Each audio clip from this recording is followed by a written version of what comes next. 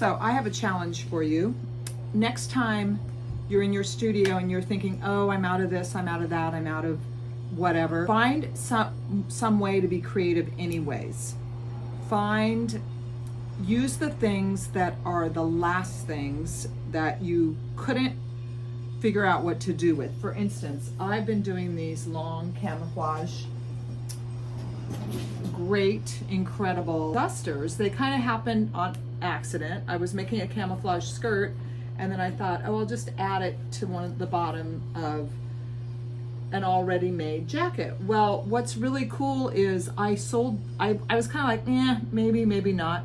My customers really responded in such a positive way.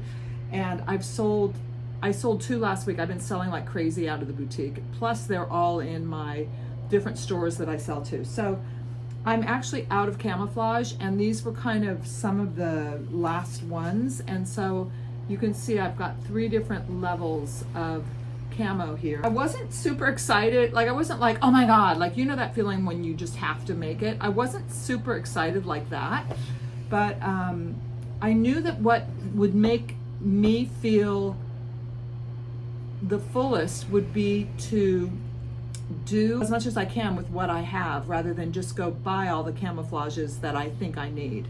So it's very rewarding. I add this sequin on the back and these fur pieces here, which I haven't sewn on yet. And then I normally will add a cute little, one of my signature things I do is a little heart on the sleeve. So that's my challenge to you. Go to the bottom of the bin and make something out of that. And now if you can create out of something that you're not really excited about, if you can get excited about it, there could be an opening there to a new side of yourself that you didn't know existed. I'd love to know what happened for you if you tried this, and thanks for watching.